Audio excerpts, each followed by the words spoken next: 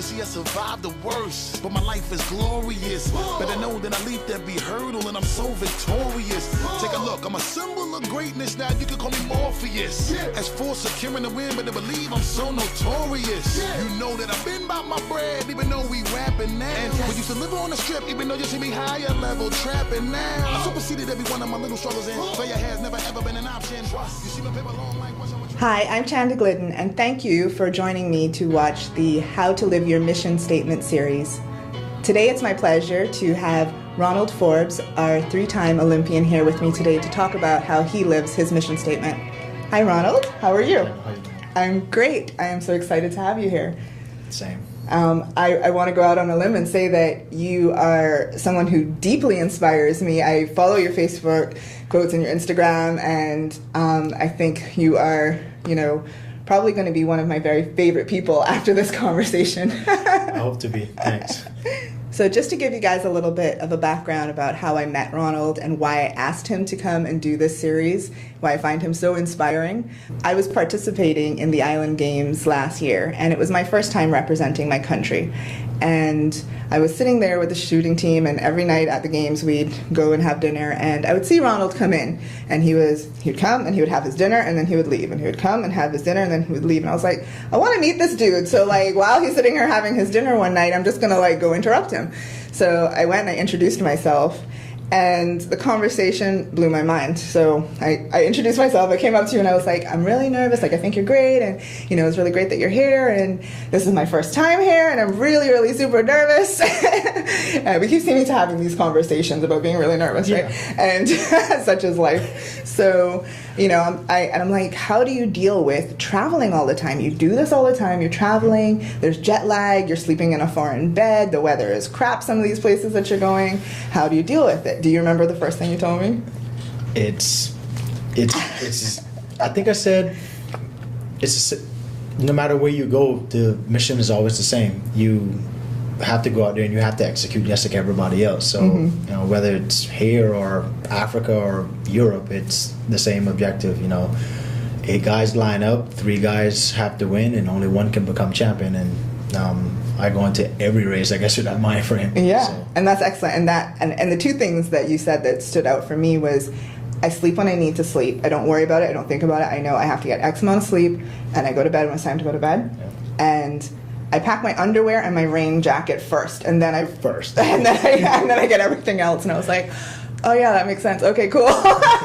So I say all that to say that it was that purposefulness that I saw you go through your tasks with eating, being prepared, everything that really inspired me and said, this is how you get to be invited to the Olympics. This is how you make it there. It's that type of mentality.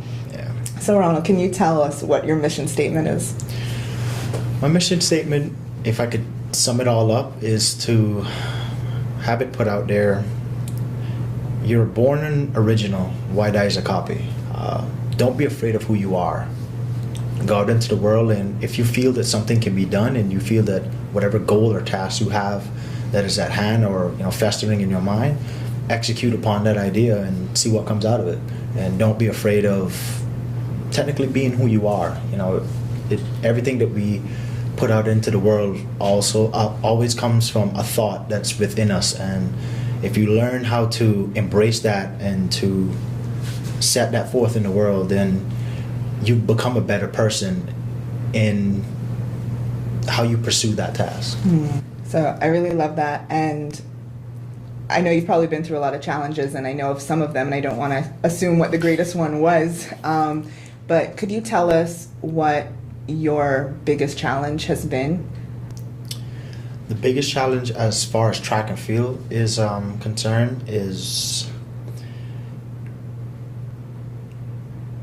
finding a place or finding the event that I know that was what I was meant to do. When I started track and field, it was in 1998, I think it was based off of a dare in PE class. Most people don't know that I actually started track doing shot put and discus first. Oh wow. And when I tell them that, like, you were a discus thrower? And I was like, yes. And I tried several events. I tried obviously the field events, and I tried hurdles for a bit, which was the 100 hurdles. went to the 400 hurdles and eventually ended up into doing the 110s once I got to college. And that was based off of, just, I guess, a wild streak of luck that actually figured out that was my calling at that time. And, I took that event and I had to make a lot of mistakes in order to know how to execute that race how I do nowadays. And I would say that would be the greatest challenge I've faced so far, because when you're that young, it's almost like a tree branch. It goes in every direction. You don't know, whether you follow the main road or you take a side road, and it eventually becomes something bigger. And that was the hardest challenge for me, finding what I was meant to do.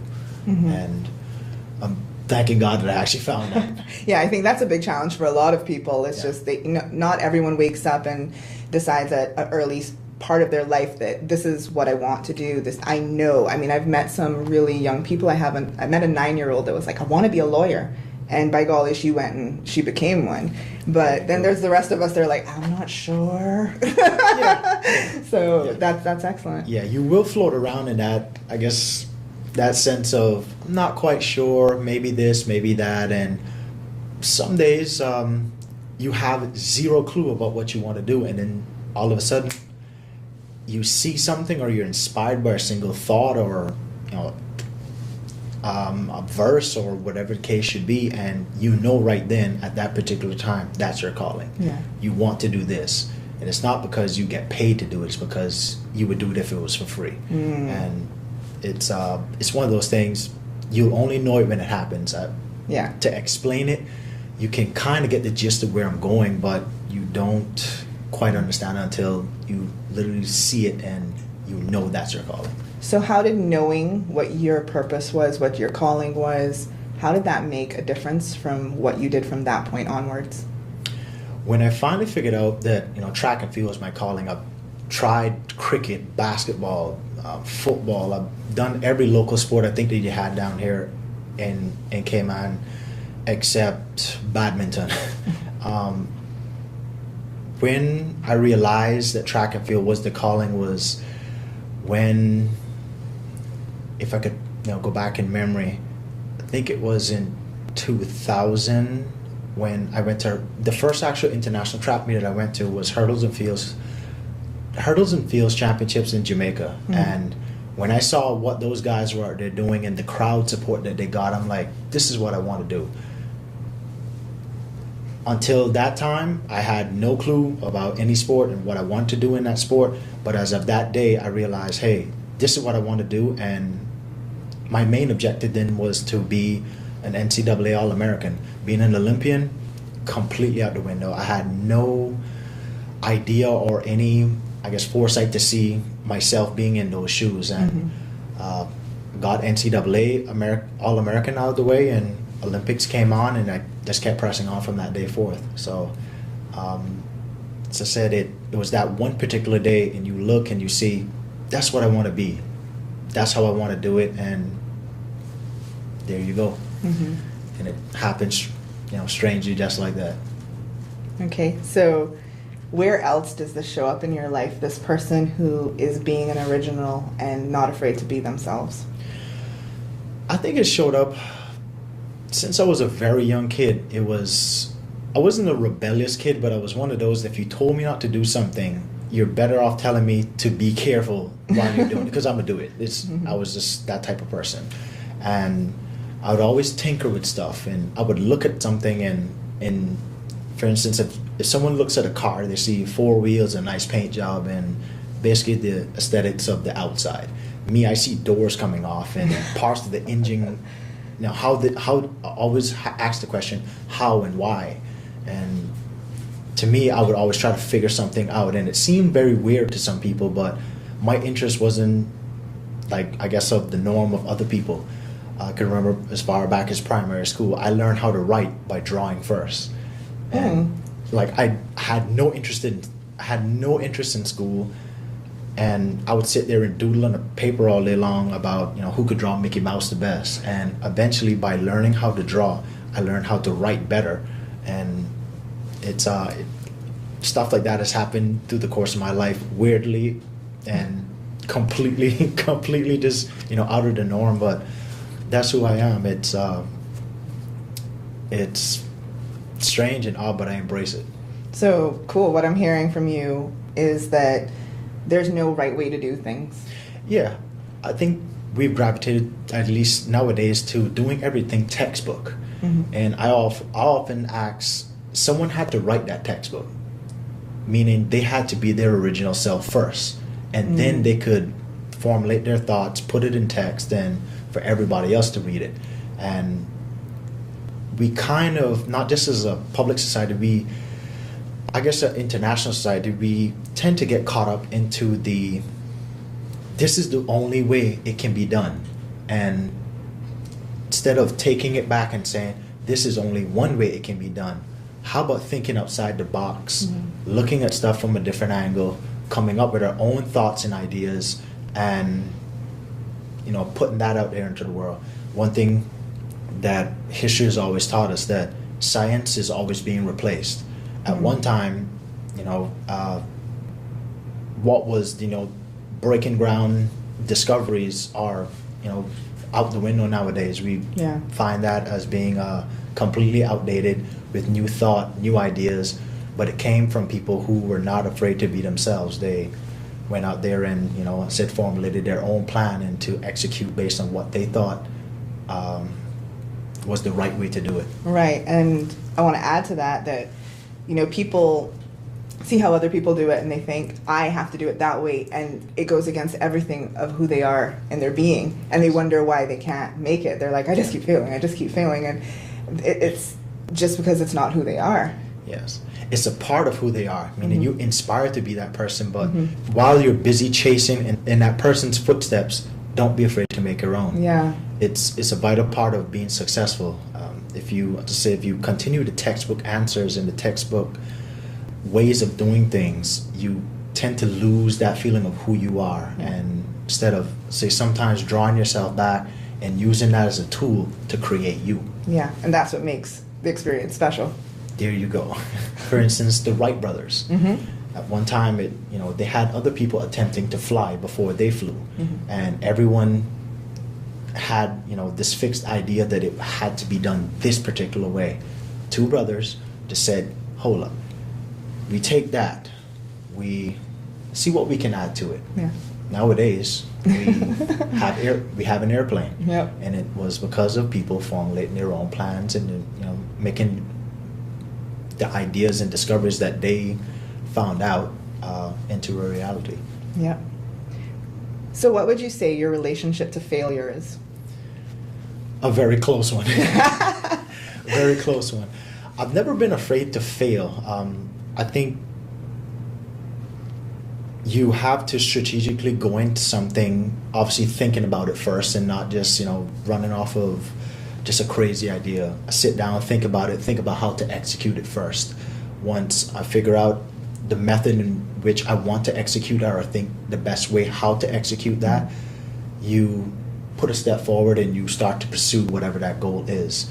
If you fail at it, at least for me, I don't consider it a failure. What I figured out was that if you were unsuccessful in that particular route, what other route or what other avenue or method you can use in order to attain the goal that you need to.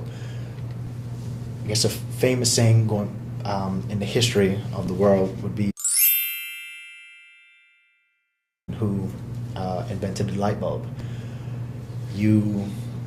They told him once, you failed at it hundreds of times, and why keep on pursuing it? He's like, I haven't failed at it.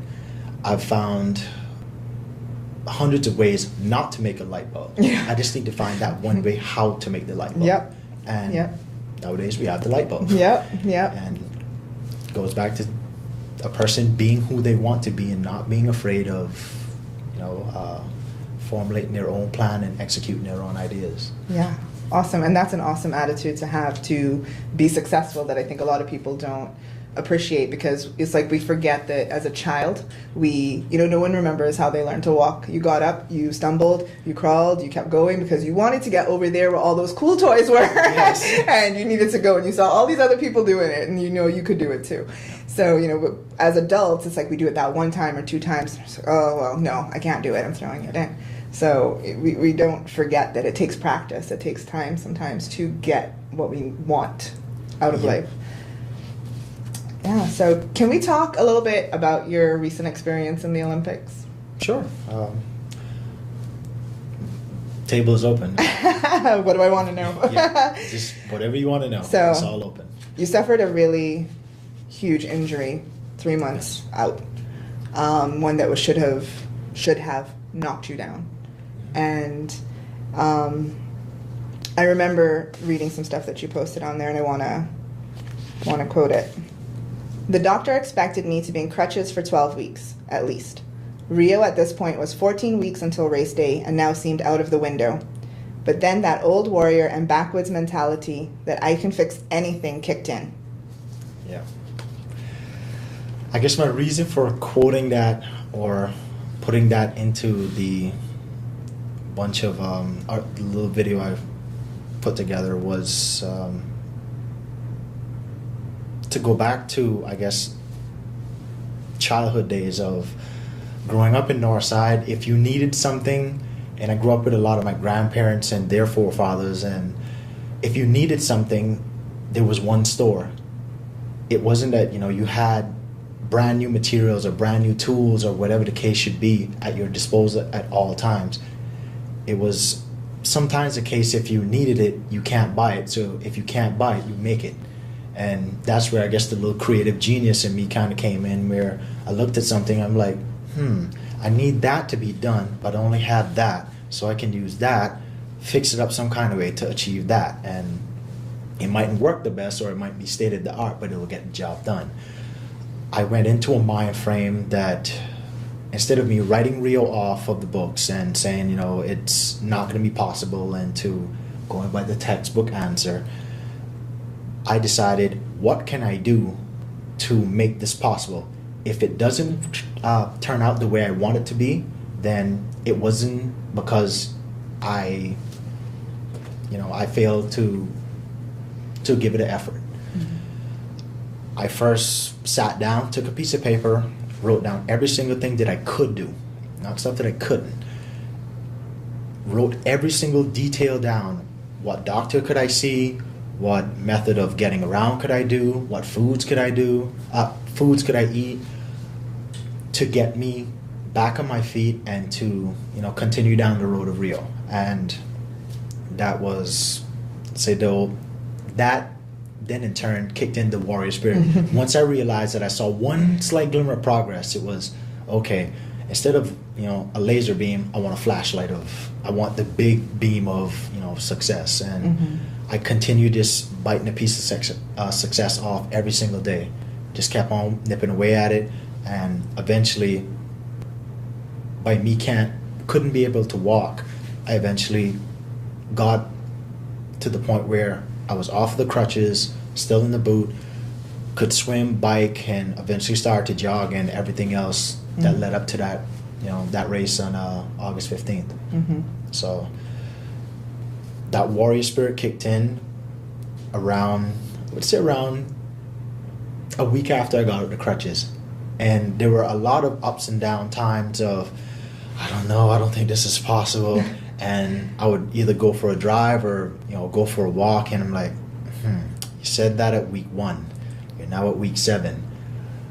Something had to go right in order for you to be back at this point. And I'm a person that I'll fight. Like, if you give me a chance to fight, I'll do it. And not just count myself out because, you took a hard hit at the beginning and, decide that blow or punch or whatever was too much for you to bear. I decided to execute on my strengths, and August 15th happened, and I'm very thankful. You are so awesome, Ronald. I think the world knows now. And they will after today. So I want to read another quote that you gave when you were doing your interview with the Cayman Islands Olympic Committee. And you said that when you got out there, "This is the first time that I've seen 10 hurdles lined up at competition height in 3 months. I don't know how I'm going to do this." And as I kept going, I was just like, keep clearing them, keep clearing them. After that experience, right, I want to know, what do you say to people when they feel like they have to know how they're going to face their challenges? Sometimes in that certain situation, it was a very scary experience for me. As I stated before, it was one of the rare times that I've went into either a competition or just in life generally, anything, knowing that something had to be done, but not knowing how I was going to get it done. And that's where it went back to, I can fix anything and I can do anything that I put my mind to. Sometimes you have to rely on blind faith. You just got to take a shot in the dark and hope it turns out for the best. And it takes a tremendous amount of courage sometimes to do that. A lot of people like to say, go back to at point A it must be this, and point B it must be this, and point C it must be this, instead of just saying, well, I got this far. This is to the point of no return at this point. I just rely on faith. If it's meant to be, it's meant to be. If it's not meant to be, I'll find out. Or, famously quoting Denzel Washington, sometimes the only way to find out is to find out. yeah, exactly. It's simple, just as simple as that. So I have one from your coach too, and he said, rely on experience, faith, God. Rely on everything you possibly have in your being to execute that race. Yeah. And I loved that part where he said in your being, because again, we spoke about who you are, manifesting the results that you make. And he went on to say that Ronald is one of the top hurdlers in the world and proven it over and over again. Not because he is a great athlete, but because he has great character and he is a great person. Yes. So what do you say is the major difference between who you are and what you do? Who I am is the person that I'm very confident in what I do. It's the difference between confident and, full of yourself. If I've executed that 300 days out of the week, 300 days out of the year, and I'm not just fairly, but I'm extremely confident that when I get out there, the only thing that's going to change is my mind frame. I rely on that for a lot of stuff I do in life and go through daily, that if I've made it further, and if I made it that much further, I can make it even further than that. And going out there, it was knowing that I have the experience in order to be on the big stage and not get starstruck by the big lights and the cheering crowds and the stuff that has nothing to do with the race. To me, it was just, it's a normal day. It's 8 lanes. The stadium doesn't exist. The crowd isn't there. The other guys beside me, hey, look, this is a practice session and we're just going to get this thing done.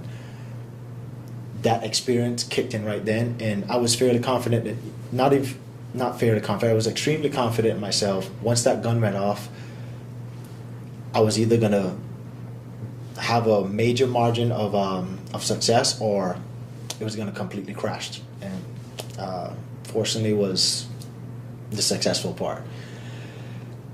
That person of who I am in daily life is,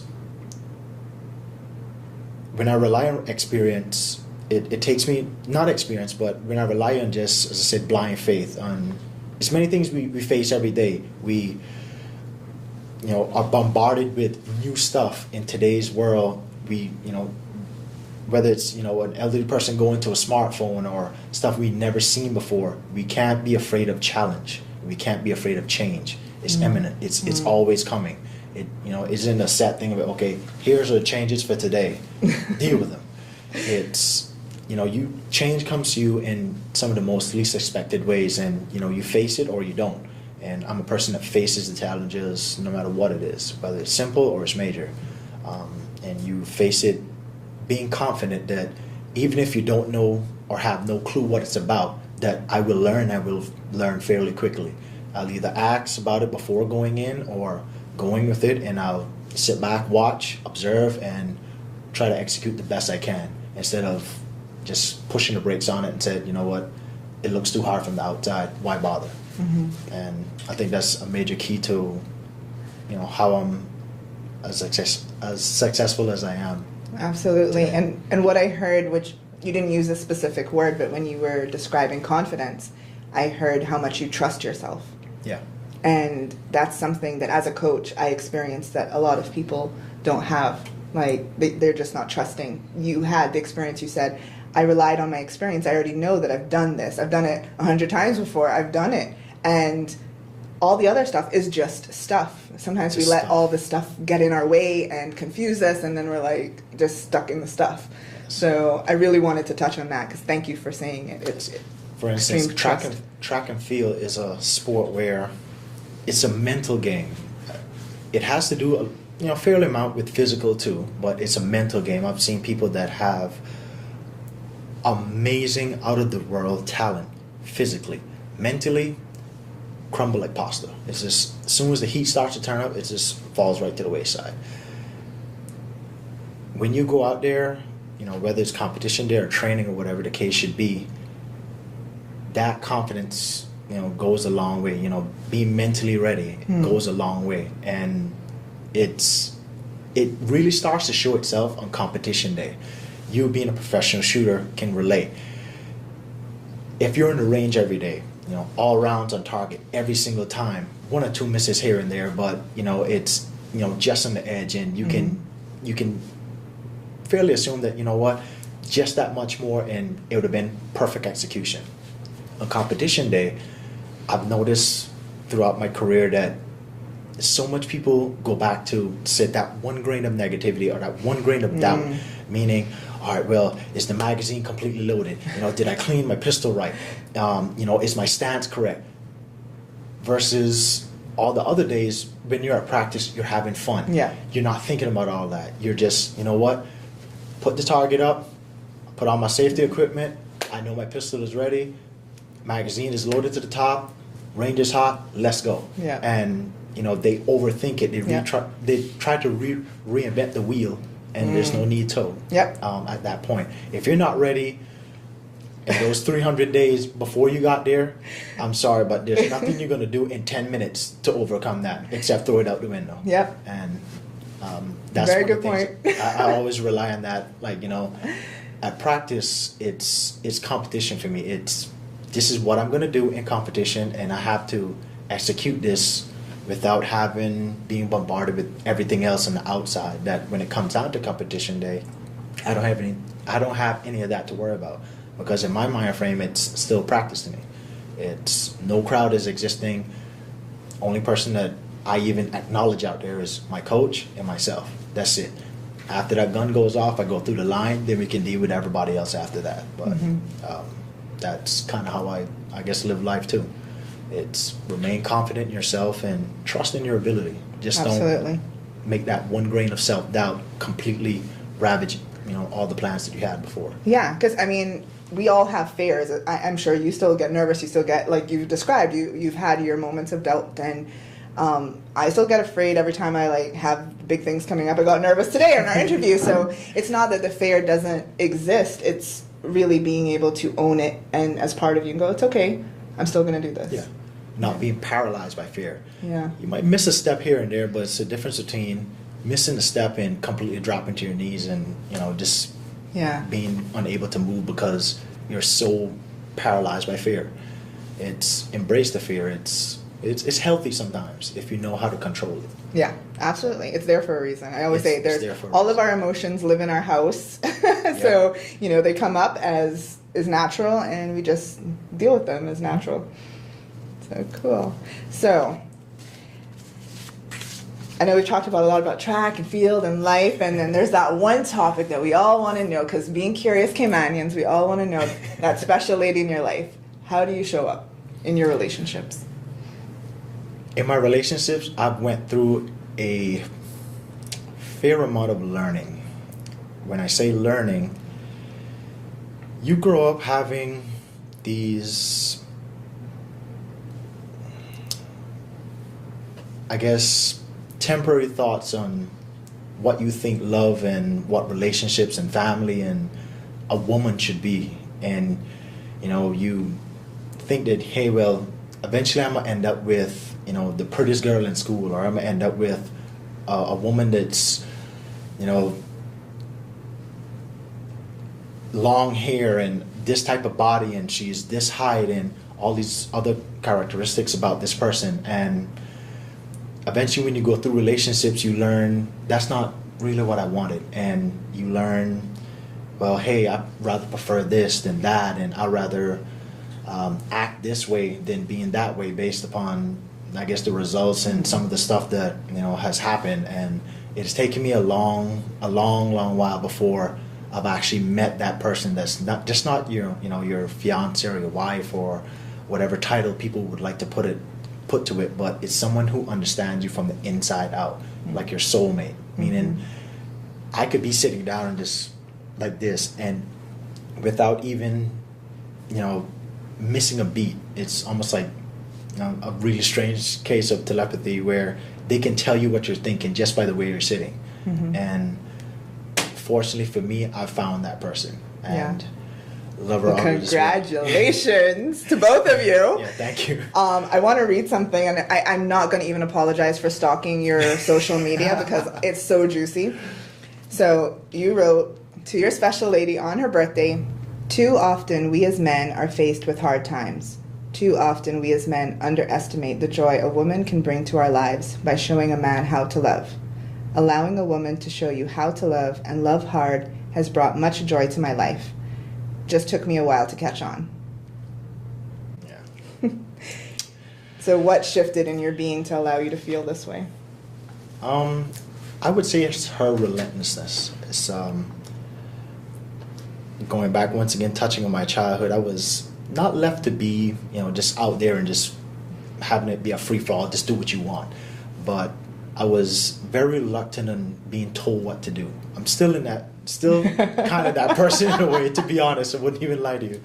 Still kind of that way, but especially when it came down to being a woman, I guess us as men are taught that we must be the breadwinners. We must be the guardian, the protector, and we have to act hard all the time. And, you know, to show emotion, whether it's joy or fear or love or whatever, can come off either weak or hard. Either weak or, you know, just not being able to achieve or live up to that expectation. And we tend to be really held back and to be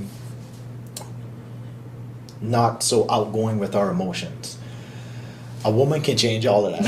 If it's the right woman, she can change all of that.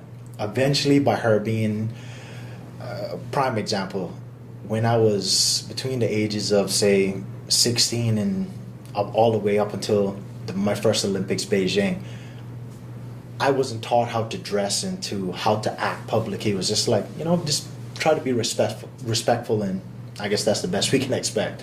And it was simple, subtle changes, and eventually it grows. You know, well, hey, you know, instead of trying your pants on 2 sizes bigger than what you're supposed to be wearing, try, you know, putting it on fitted. I'm like, nah, you know, I'm not gonna bother with that. And eventually you kind of give in, be like, well, is she trying to change me to control me, or change me so I can be the better me? And sometimes we as men have to realize that, you know, she's not trying to be bossy. She's trying to, and actually be wise enough to realize that difference, that she's actually trying to change you for the better. She's not trying to change you to, you know, impress someone, but most of all, impress yourself. It's not selfish love. It's not selfish. It's that's the thing I could say that has changed me, those subtle differences. And having the strength to not trying to hold on to it all the time. You're like, no, I control everything. And, you know, allowing her to be her, to influence me, to, you know, to be the better me. That has changed my life tremendously. And it's brought me a lot of joy. I treat people different in a way. Meaning, I'm not so, can be very aggressive in some ways, and in some ways it can be like, you know what, you have to think different. You're older than when you were 16. You can't think 16 anymore.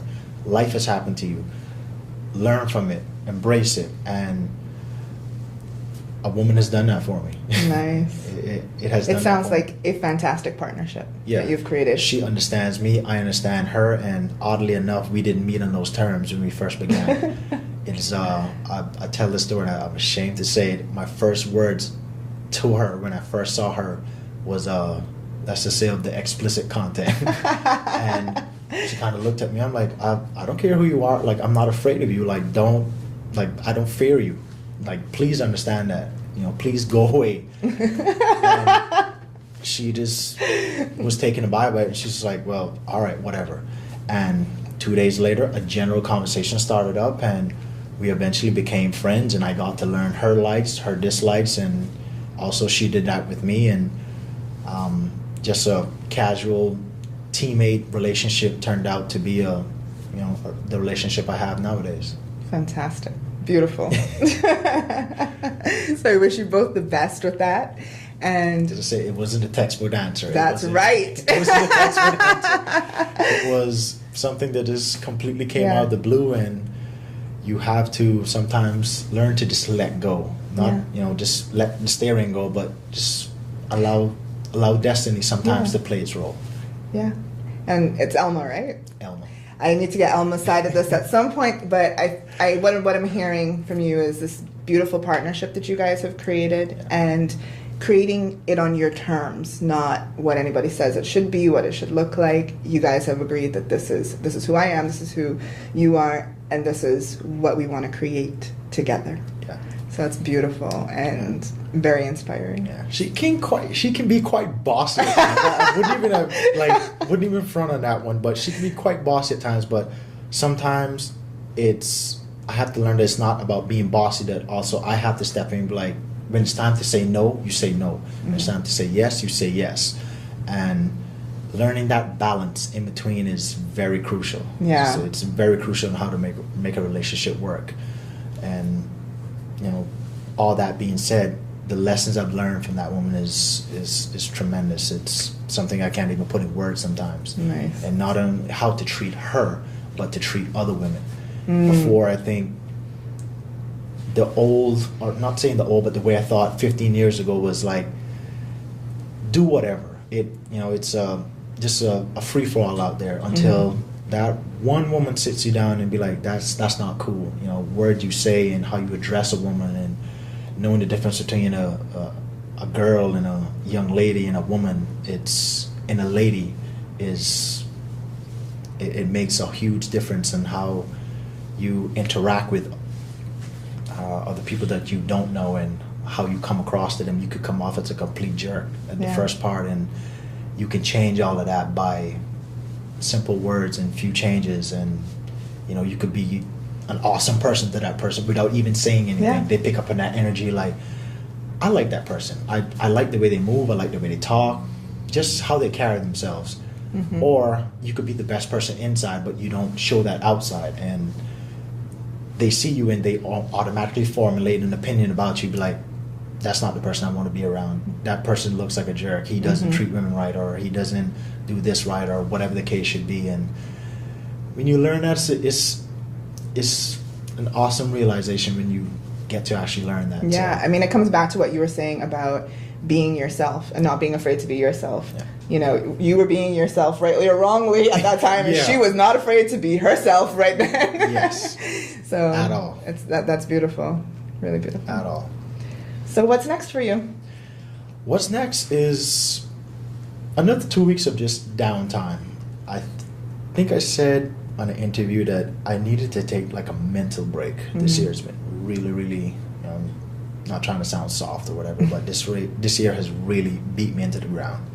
And I just wanted to come back home, see family, hang out, go fishing, drive up and down and have nowhere to go. That just have no set schedule for that day, and take a mental break, reassess myself, reevaluate, where do you go from here, or what's the next thing on the schedule and the agenda and whatever, what is coming up next.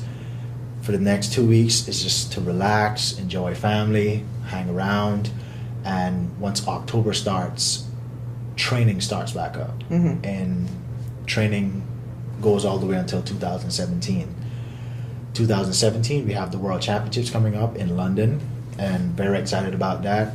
The lessons we've learned from this year have been heart-wrenching at some times, but it's also been beneficial at sometimes because, you know, as I said before, you know what not to do. Yep. And we're going to take it from there, and we're going to be successful in 2017. You know, I'm a big fan of also speaking it into existence. Absolutely.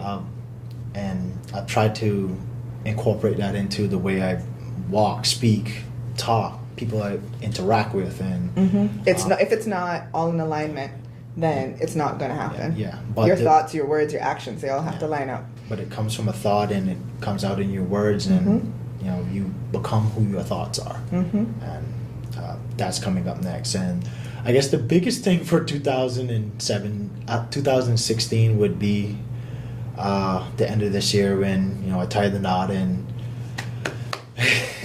yeah, that's a big step in life. As I said, it's one of those things you just don't see coming at sometimes, but when you realize it's time, and I'm glad I realized it was time. So instead of bending down in the knee and getting into a pair of starting blocks, I did it for another reason. Woo! I love it. You know, I'm happy I actually made that choice. So. Awesome. Congratulations. Thank you. And thank you for taking really good care of yourself and having that downtime. You mentioned not to be soft, but people, I think, take for granted taking care of themselves and the time and effort that it takes to take care of yourself and make sure that you are getting what you need to restore your soul, to restore your being, so that you can be that great person. Yeah. Or at least in my opinion, nowadays I've watched the culture change, just not from, you know, being here in Cayman, but also internationally, where it's so money driven, and it's the attainment of material goods, and we fight and we scratch and we kill and we go out of our way, and we neglect technically who we are and us as a person in order to achieve that. And in the end, when you achieve it, is it really worth what you know you set out to actually attain? It doesn't make sense to try and achieve, like as Bob Marley famously quote, "Don't gain the world and lose your soul." Exactly. You know, you can go out there and you can, you know, attain $30 million if you want. You can still be the poorest person inside, and you know, at the end of the day, does it really matter? Is a question I guess you have to ask yourself, or is it worth what you're doing? Yeah. So we have to take some time to reevaluate and to take a breath, not just a physical breath, but a mental breath, and just calm the mind. And one of the ways I figured how to accomplish that nowadays, simple 5-minute meditation session in the morning. Just sit down and just try to hear nothing but your own thoughts, and not negative thoughts, but sometimes not even hear anything. Just quiet your mind down, and it makes a subtle difference. I've learned from other successful guys like, you know, Steve Harvey, and the book called The Secret, and Russell Simmons, and different other people out there, Oprah, that all have a set mentality of how they become that successful. And especially the Steve Harvey book, that's played a really it's called Act Like a Success, Think Like a Success. And it's I've incorporated that into my life over the last year and a half, and it's been making, you know, a great difference. Yeah, it's a lot of stuff out there, and I meditate as well, and it's really nice to quiet everything so you can hear yourself. And not hear yourself, whatever's appropriate. Yeah, whatever's appropriate at that day. So, Ronald, thank you so much for being here. I want to just give you a very luscious acknowledgement at the end of this. Thank you so much for being so dedicated to your craft. Thank you for being that original. Thank you for showing up every day. Thank you for being courageous. It is so appreciated in the world. Thank you for just living your mission statement and being who you are and not being afraid to be who you are. Thank you. Thank you very much, and thank you for having me. My pleasure.